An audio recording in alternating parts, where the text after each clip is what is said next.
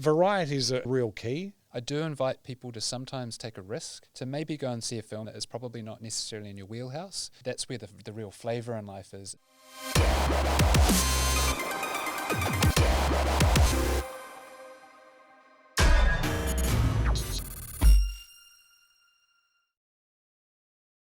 Welcome along to podcast number 6, The Film Man and the Film Fan. My name's Brent, I'm the film fan, and the owner of Matakana Cinemas is Dan. He is the film man. We're talking about the school holidays. I feel like I should be sitting in my old school uniform, but I don't think it would fit, Dan. Yeah, it is school holiday time, kicking off today. Yes. And yeah, I'm pretty excited actually because there has been a real gap in the market for kids and family films. So the last big one was Minions: Rise of Gru, and that has become one of the bigger films this year in New Zealand, and certainly in the Northern Hemisphere as well. People love those little tic-tacs. They do. Yeah, so it's been a long time coming, and we do have a really cool mix of titles for the school holidays kicking off. We've got DC League of Super Pets. Now, I'm looking forward to that one. Yeah, me too. I've seen, because Dwayne "The Rock" Johnson, it's Kevin Hart as well in there, and I've watched the trailer. It's basically The Rock is Superman's dog, right? It is basically the premise that, the superheroes need their pets to save the day because there's been some issues with kryptonite, I believe, off the top of my head. Now, it has opened with some preview sessions in the back end of September, and people have been loving the film. So definitely one of the top, kids' family films for the school holidays. Because in the trailer, it's like he's like the conspiracy theorist about everything when he's just talking to normal dogs. Yep. So I like the whole premise of it. It just looks like a bunch of fun. People love pets. Yeah, exactly. Yeah. Superhero pets, even better. That's good. What else we got coming up? So we've got Paws of Fury, and this is a film, Mel Brooks is involved. Really? Yeah, really, really interesting. Wow. Okay. So expect pretty slapstick comedy done with a kids' animated film. And I don't know a huge amount about it, but it's about a bunch of animals that are samurais. And I haven't looked too much into it, but I'm sure that I'll end up sitting in the theatre with my kids to catch that one. So, as long as they don't have a panda in it doing kung fu. Yeah, when's the next one coming out? Number 7 or something? Yes, true. Yeah, so that's a great addition to the slate for the holidays. And we also have a film called Lyle, Crocodile. Yes. Now, Shawn Mendes. Shawn Mendes is a singer he's got so many songs in the charts at the moment, and he provides the voice of the crocodile. I'd never heard about this series. Had you heard about Lyle, Crocodile? I believe that it's based on a book series. It's set in New York City with the live action feel to it, which I think really is great because you've got 2 animated films, and then you've got the live action film. Yes. And it looks super feel good. Yeah. The poster is of Lyle in the bath with a scrubbing brush, and it's sort of, I think, a discovery of like, there's a crocodile living in my house. Yeah. And, the parents and the housekeeper freaking out, and then it sets off this cool kid-crocodile relationship kind of film, and looks like it's full of heart. It's got a lot of songs, so it's a little bit of a musical, and as you mentioned, Shawn Mendes is the crocodile who does all the singing. Never thought I'd talk about crocodiles singing. No, sitting in a bath and all those kind of things. Again, I've watched the trailer for that and it looks pretty good. Yep. But I'd never heard of it. And I thought this is what an unusual thing, Lyle Crocodile. But it'll probably be massive because Shawn Mendes is massive. Yes, that's right. I mean, great little mix for the school holidays. So really excited kicking into it. Talking about singers too, Harry Styles. So Harry Styles was in Dunkirk. He's been in a few movies, and he's in a new one called Don't Worry, Darling. Yes. If you've seen the trailer, you'll know that if you're going to go and see this film, you're in for a very interesting experience. I would say much like Nope, which we touched on in episodes 4 and 5.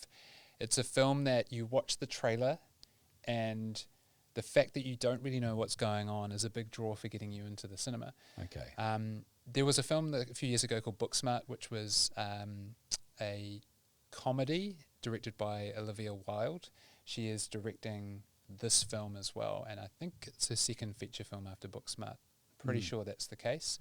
Olivia Wilde, of course, is a well-known actress who's decided to put herself behind the camera, and from what I've heard, this film is really good, but also really interesting. And if you're a mid-range art house fan, this is definitely a film for you. Oh, okay. It's a bit arty, is it? It is a bit arty, Oh, So we've got the kids' films, we've got the art house films. Yeah. Our major studio art house film, of course, Yes. so that is different again from a festival release. Yeah. The other film we've got opening on the 6th of October is a film called Amsterdam. Now, it's from David O. Russell, who did films like Silver Linings Playbook Yes. and American Hustle. Okay. Now, the cast list for this one, Brent, Yeah. is insane. It's like a rugby team of Is the it? best Will it cast take up the members. entire podcast just going through the So, cast? excuse me while I bust out Okay, my sure. phone Okay, let's go. and read off the poster. Okay, get ready. Yep. Okay. Christian Bale, Yep. Margot Robbie, John David Washington, Chris Rock, Anya Taylor-Joy, Zoe Saldana, Mike Myers, Michael Shannon, Timothy Olyphant, who's in The Mandalorian, Andrea Riseborough, Taylor Swift. Yes. Speaking of musicians, Yeah, there's another another one one, moving yep. into acting. Matthias Schoenaerts, don't worry, we're still going. Yeah. Alessandro Nivola. Someone out there's heard of Yeah. this person. Everyone else, almost household names. Yes. And finally, Rami Malek and Robert De Niro. I mean, Robert De Niro. insane. So it's essentially a trio played by John David Washington, who was in Tenet, Yes. and he yeah. was also in Black Klansman. See, Denzel Washington's son. Yes. Yeah. Yeah. Christian Bale and Margot Robbie, they're the three leads in the film. Yeah. It's set in the 1930s in the States.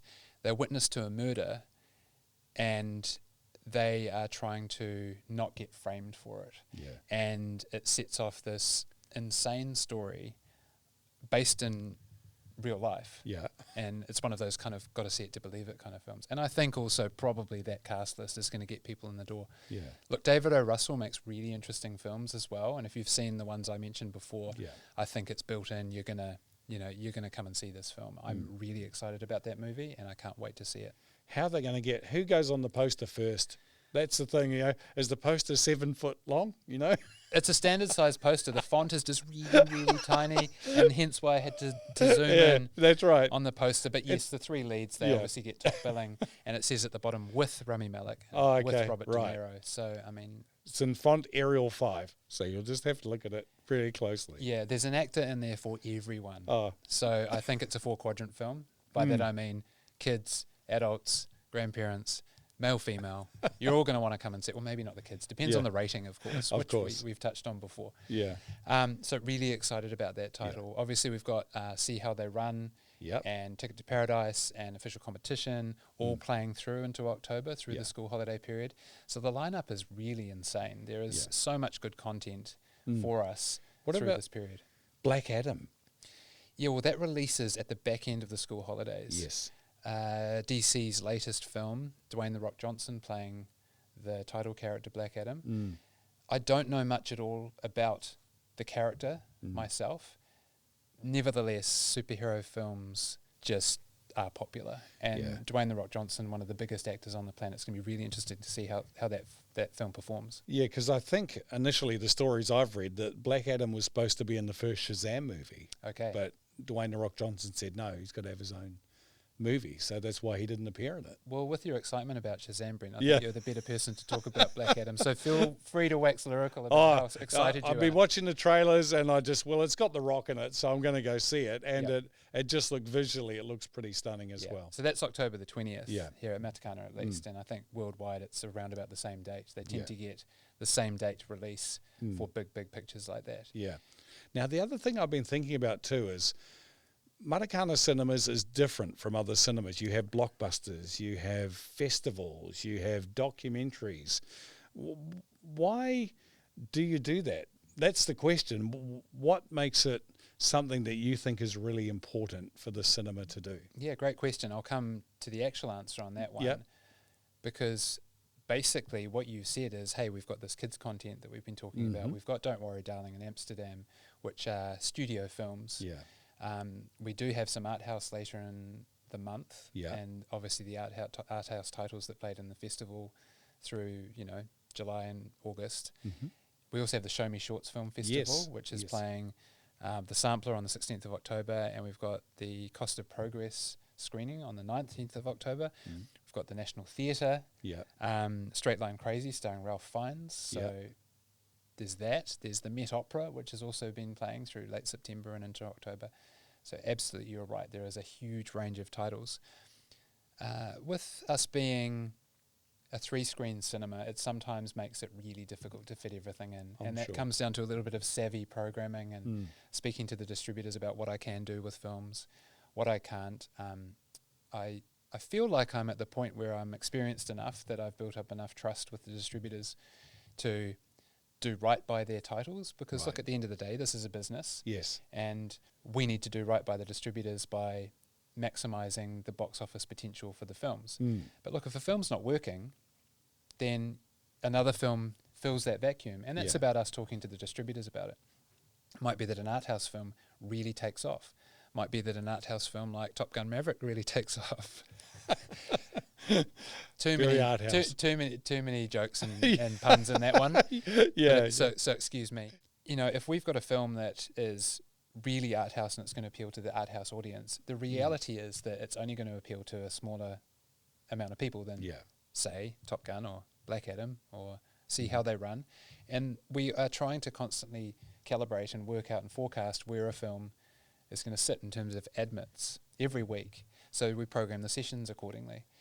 I am also aware that we're, a very popular entertainment venue, and that a lot of different people from different demographics like to come here. Yes. But it's also different between day and night, weekdays and weekends, school holidays and outside of school holidays.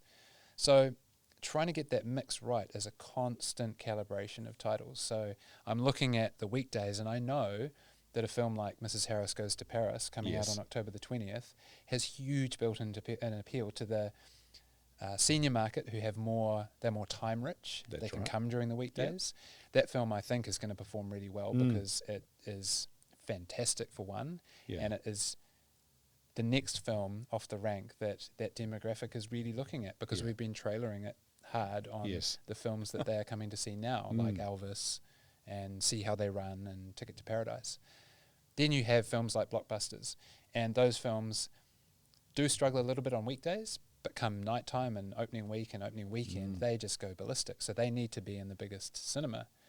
And then smaller titles like the Met Opera and the National Theatre, they are titles that I still want to show, because it's really important to me to show a wide range of films. Because, look, talking about myself here, I would happily go and see a blockbuster. I'd happily go and see How They Run. I'd take the kids to DC League of Super Pets. Yes. I would also go and see the occasional National Theatre film. I mean, I'm not the average film goer, because I work in the industry. I'm really interested in a huge amount of titles. How do you see it, Brent, as the film fan? Yeah. In terms of the way we program films here, and where that sits from your perception of how other people come to the movies and how you come to see movies in the cinema? I think for me too, I've always been the blockbuster kind of guy. Growing up, that's what I did. When we went to the movies, when I was growing up, it was a real event and a real treat to go out. So we were always seeing whatever the big movie was at the time. But what I do love about here is I've come to see a couple of movies that have been made by local filmmakers as well. Paper Mache, the Paper Mache one, that was a science fiction one. I love coming along to see that movie. And you know what? You wouldn't get a chance to see that anywhere else. And so those kind of movies, and now that my daughter is in the film and television industry as well, I've got an interest in seeing things that she's involved in, but also after coming along to see the short films, you just realize that there are things that are real gems that you can see. And it's actually good from my point of view. Yes, I want to see the blockbusters. I love them. But it's good to be able to come along and see some of the documentaries, like obviously with Bowie and things like that. I'm not a big fan of musicals, but when it's live musical bands that I follow, I like to see it. So variety is the real key for me to see things. We've done things here in the past that you don't get in other cinemas, like with Rhys Darby, of course, coming along and reliving movies that I'd grown up with. And I think the great thing about Matakana Cinemas is you get that opportunity to have that real variety of movies. And, if you want all blockbusters, you just come along and see the blockbusters. You want art house, you come and see the art house. And you know that at some stage there'll be something that'll, tweak your interest here at the cinema. So yeah, that's how I see it. Yeah. That's what I love about it. Yeah, just a few things you touched on there, which I can elaborate on, is when you talk about people going to see a certain type of film, Yes. I do invite people to sometimes take a risk, to maybe go and see a film that you don't know anything about, or a film that is probably not necessarily in your wheelhouse, because I think that's where the real flavour in life is. It's really easy to sort of fall into going to see a film just because you know that it's going to hit all the markers that you want to see. True. And, you know, be a little bit adventurous in your film watching. Some people might want to wait until something's, you know, gone to streaming, and that's fine. Yeah. But I do invite people to just maybe every now and then go, you know what, let's just go to the movies. Let's just go and see something. You might be disappointed, you might be pleasantly surprised, and that's the whole thing. And I often say to people out here, when they ask me, oh, what's this film like? And I say, well, the only way to find out is to go and see it. And I say that line a lot of times. And really what I'm doing is, obviously, I'm trying to back my own business, of course, but I'm also trying to get people just really interested in going to the movies. The other thing that's really important is word of mouth. Yeah. Now, where a film might fall over versus where a film might really, really overperform is a film that I can think of in recent times, like The Lost City, which I did touch on in the previous podcast. Yeah. And we've seen a really good start to Ticket to Paradise and that rom-com genre. The Lost City was a really interesting test case because we had seen rom-coms not perform so well in the market over the previous 2 years. Maybe it was something to do with the pandemic or something. But what happened was the people who really wanted to see that film because it was in their wheelhouse, they went to see it and then they told their friends, you know what, I think you'll really enjoy this movie. We actually saw it with Top Gun. One of the reasons that film performed so well was we were getting people coming and going, I don't like Tom Cruise, or it's not the kind of film I normally see, but man, that was good. Yeah. You know? And those people, they're not the blockbuster fans, but they took a risk and saw a blockbuster film, but they were waiting to hear about the word of mouth. Yes. So being adventurous in your film going and taking the occasional risk and listening to your friends is really important in the way that people come to the movies. And then, of course, the other thing you touched on was eventizing screenings and getting Reese Darby in, or the really successful Ladies' Night screening of Ticket to Paradise, which we had a few weeks ago, and you know, the Embrace screening, and trying to get people to come into the cinemas to see something that is either socially conscious or them and their friends can go to see. And it's really interesting to see the way that people think about going to movies. There's a huge amount of different theory around how that happens. It is, yeah. Look, and I sort of relate it to the industry I'm in. I'm in radio, so I hear commercial music and commercial pop hits all the time. But, you know, on the side, I'm also trying to discover other music. And, you know, a lot of the times it's word of mouth. And it's quite interesting. I use my daughters as a test case for this. They go, I mean, a few years ago, someone said, 21 Pilots. And I went, who are 21 Pilots? Anyway, so they played me some of the songs, and then eventually it ended up on commercial radio. But I think you're right. It is that word of mouth thing, and trying something a little bit different from what you normally would put up with gives you that breadth of understanding of, you know, different genres of music. Because people say to me, oh, you're a guy, you probably like rock music. I go, yeah, I like rock music, I like classical music, I like pop music, I like rap music. And I think it's the same with movies. Yeah, I love blockbusters, but I also love this, and this.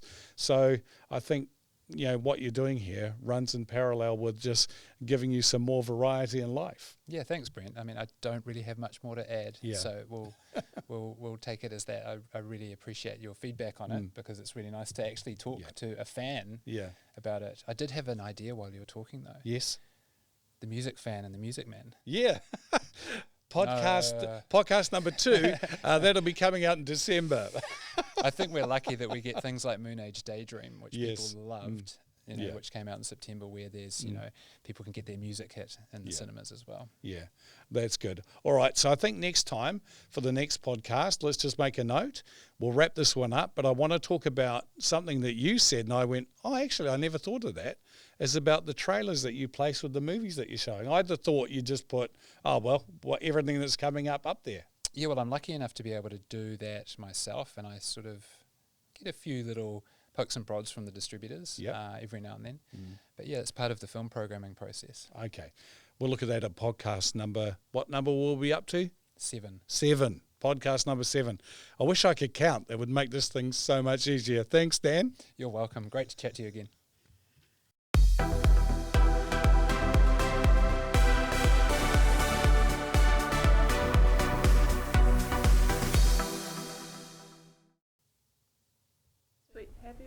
Yeah, I think that was. Oh, About we right. were so good.